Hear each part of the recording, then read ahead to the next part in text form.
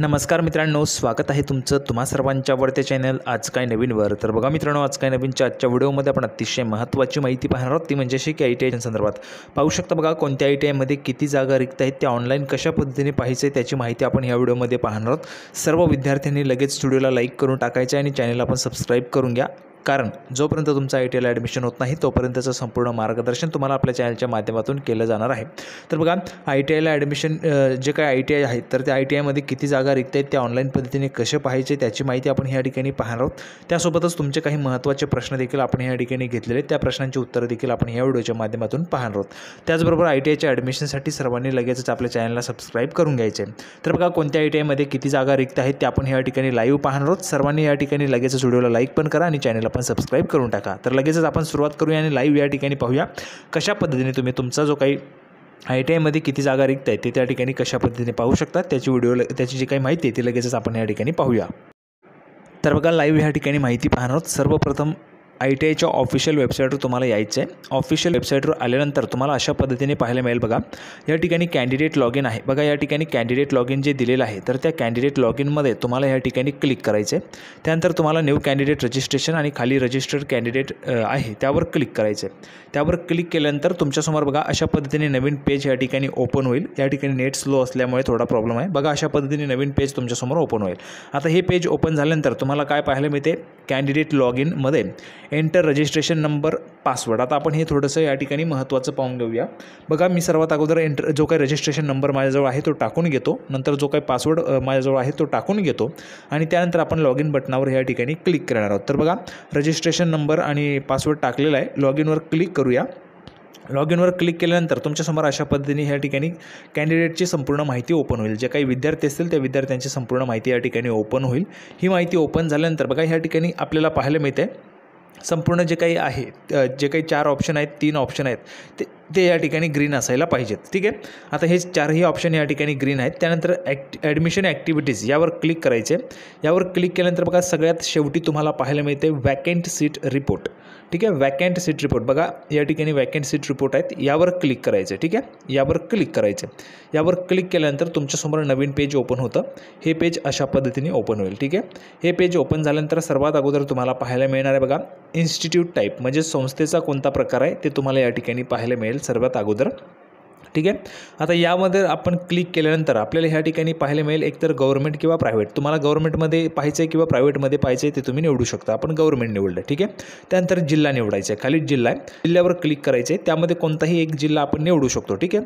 कुठलाही जो काही जिल्हा तुम्हाला निवडायचा असेल तो जिल्हा तुम्ही निवडू शकता. ज्या जिल्ह्यामध्ये तुम्हाला अर्ज करायचे किंवा ज्या जिल्ह्याची तुम्हाला माहिती पाहिजे त्या जिल्हा तुम्ही निवडू शकता. आता बघा मी या ठिकाणी अहमदनगर हा जो काही जिल्हा आहे तो निवडतो आणि त्या जिल्ह्याची माहिती आपण ह्या ठिकाणी पाहूया. तर बघा अहमदनगर जो काही जिल्हा आहे तो आपण ह्या ठिकाणी निवडून घेऊया आणि त्या जिल्ह्यामध्ये जो काही ITI आहे त्या ITIची माहिती पाहिजे. बघा अहमदनगर जिल्हा निवडला, आता तालुका निवडायचा. ठीक आहे. खाली आपल्याला पाहायला मिळते तालुका. तर तालुक्यास्तरीय ITIमध्ये तुम्हाला पाहायचं आहे तर तालुक्यावर ह्या ठिकाणी आपल्याला क्लिक करायचे आणि तालुका देखील निवडायचा. ठीक आहे. आता बघा तालुका निवडूया. तालुका आपण ह्या ठिकाणी कोणताही तालुका निवडू शकता तुम्हाला जो पाहिजे तो. आता ह्या ठिकाणी मी बघा अकोला तालुका निवडलेला आहे. ठीक आहे. त्यानंतर इन्स्टिट्यूशन म्हणजेच संस्था. तर बघा ITI अकोला तालुक्यामध्ये किती ITI आहेत, त्या ITI आपल्याला पाहायला मिळतील शासकीय ITI. ठीक आहे. गव्हर्नमेंट निवडलेलं आहे म्हणून जेवढ्या काही शासकीय ITI आहेत तेवढ्या शासकीय ITI या ठिकाणी अकोला तालुक्यातील आपल्याला पाहायला मिळतील. ठीक आहे. अकोला तालुक्यातील शासकीय जेवढ्या ITI आहेत त्या आपल्याला या ठिकाणी पाहायला मिळतील. त्यावर आपल्याला क्लिक करायचे आहे. त्यावर क्लिक केल्यानंतर आपल्यासमोर बघा शासकीय जेवढ्या ITI आहेत तेवढ्या ओपन होतील अशा पद्धतीने. बघा आता ह्या ओपन झाल्या आहेत. यामध्ये तुम्हाला ज्या काही ITIमध्ये तुम्हाला जागा पाहायच्या असतील त्या ITI तुम्ही निवडू शकता.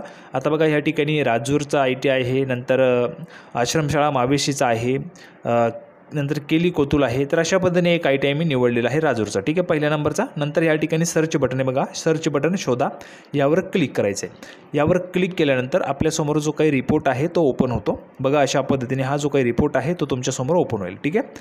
अशा पद्धतीने ओपन झाल्यानंतर या ठिकाणी आपल्याला 5 ट्रेड पाहायला मिळतात. पहिला आहे बघा dress making, electrician, fitter, plumber आणि वेल्डर. अशा पद्धतीने 5 ट्रेड आपल्याला या ठिकाणी पाहायला मिळतात. ठीक आहे. 5 ट्रेड आहेत. आता या 5 ट्रेडमध्ये जर आपण जागा पाहिल्या तर बघा कॅप राऊंडसाठी ड्रेस मेकिंगला 20 जागा आहेत, इलेक्ट्रिशियनला 20 आहेत, फिटरला 20 आहेत, प्लंबरला 24 आहे आणि वेल्डरला 20 आहेत. अशा पद्धतीने आपल्याला कॅपसाठी जागा पाहायला मिळतात. ठीक आहे. त्यानंतर IMCसाठी जर आपण पाहिलं तर IMCसाठी कुठल्याही जागा या ठिकाणी नाही आहे. ठीक आहे. इन्स्टिट्यूट लेवलच्या ॲडमिशनसाठी देखील कुठल्याही जागा अवेलेबल नाही आहे. त्यानंतर पुढे आपल्याला यायचं आहे, ह्या साईडला तुम्हाला वॅकंट सीट पाहायला मिळते बघा, वॅकंट सीट्समध्ये. ठीक आहे. आता ह्या ठिकाणी आपण सर्वात अगोदर टोटल जागा पाहिल्या, त्यानंतर वॅकंट सीट्समध्ये यायचं आहे. आता कॅपसाठी किती जागा बाकी आहेत ते बघा. वॅकंट सीटमध्ये आल्यानंतर कॅपसाठी किती जागा आहेत तर बघा, सर्वात अगोदर आपण जो काही ट्रेड पाहिला होता ड्रेस मेकिंग, तर ड्रेस मेकिंगसाठी या ठिकाणी 9 जागा आहेत बघा. ड्रेस मेकिंग जो काही ट्रेड होता तर या ड्रेस मेकिंग ट्रेडसाठी 9 जागा आपल्याला पाहायला मिळतात कॅपसाठी. ठीक आहे. आता यामध्ये पुढे जर आपण पाहिलं तर पुढचा ट्रेड आपल्याला कोणता पाहायला मिळतो आहे, पुढचा ट्रेड आहे इलेक्ट्रिशियन. इलेक्ट्रिशियनसाठी 4 जागा आहेत. ठीक आहे. खाली जर आपण आलो तर इलेक्ट्रिशियनसाठी आपल्याला 4 जागा ह्या ठिकाणी पाहायला मिळतात, त्या कॅपसाठी आहेत. ठीक आहे. IMCला कुठल्याही जागा ह्या ITIला नाही आहे. त्यानंतर खाली जर आपण आलो तर फिटरला 9 आहेत. नंतर त्याच्या खाली जर आपण आलो तर 16 जागा आहेत आणि त्याच्या खाली 10 जागा आहेत. अशा पद्धतीने 10 जागा म्हणजे या ज्या काही वॅकंट सीट आहेत त्या तुम्हाला पाहायला मिळतील आणि टोटलमध्ये देखील तुम्हाला त्या ठिकाणी जेवढ्या काही जागा रिक्त आहेत त्या जागा तुम्हाला पाहायला मिळतील. ठीक आहे. त्यानंतर आपण पुढे जर गेलो तर पुढचा देखील दुसरा आपण जिल्हा या ठिकाणी निवडू शकतो. आता बघा, गव्हर्नमेंट ITI त्या ठिकाणी निवडला होता. अगोदर मी या ठिकाणी अहमदनगर निवडला होता. आता आपण या ठिकाणी एक मुंबई सबर्बन घेऊ बघा. मुंबई सबर्बन आपण ह्या ठिकाणी निवडलेलं. ठीक आहे. मुंबई सबर्बन निवडल्यानंतर तालुक्यामध्ये जायचं आहे. तालुक्यामध्ये आपण ह्या ठिकाणी पाहूया बघा. तालुक्यामध्ये अंधेरी, बोरिवली, कुर्ला 3च तालुके, त्यामुळे आपण मुंबई सबर्बन न घेता ठाणे जिल्हा घेऊया बघा. ठाणे जिल्ह्यामधील जागा पाहूया. ठाण्यामधील तालुक्यामध्ये जाऊया आपण. ठाणे तालुक्यामध्ये जर आपण गेलो तर बघा उल्हासनगर घेऊया. ठाण्यामध्ये आपण उल्हासनगर घेऊया. ठीक आहे. त्यानंतर इन्स्टिट्यूटमध्ये जर आपण गेलो, इन्स्टिट्यूशन संस्था किती आहेत उल्हासनगरमध्ये तर एकच आहे गव्हर्नमेंट. ठीक आहे. त्यावर क्लिक करा, सर्च बटनावर क्लिक करायचं आहे. सर्च बटनावर क्लिक केल्यानंतर उल्हासनगर ITIमध्ये जेवढ्या काही ट्रेड आहेत ते आपल्याला पाहायला मिळतात बघा. 4 ट्रेड आहेत. पहिला आहे कोपा, दुसरा इलेक्ट्रॉनिक्स, मेकॅनिक्स, फिटर आणि वेल्डर. अशा पद्धतीने 4 ट्रेड आपल्याला पाहायला मिळतात.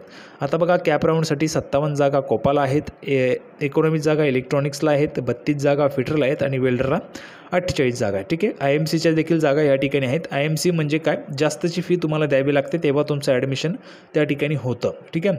आणि कॅपला जर तुमचा नंबर लागला तर त्या ठिकाणी कमी फी असते. टोटलमध्ये अशा पद्धतीने जागा आहेत. आता कॅपमध्ये वॅकंट सीट किती आहे ते आपण या ठिकाणी पाहूया. वॅकंट सीट आपल्याला पाहायला मिळते बघा. कॅपमध्ये सर्वात अगोदर आपल्याला फिटर पाहायला मिळते. फिटरच्या किती जागा आहेत तर 25 जागा या फिटरसाठी आहेत. ठीक आहे. 25 जागा ह्या वॅकंट सीटमध्ये सर्वात अगोदरचा जो काही ट्रेड होता, कोपा तो ट्रेड होता. सर्वात अगोदर कोपा होता. कोपाला 25 जागा आहेत. त्यानंतर IMCच्या 11 जागा आहेत.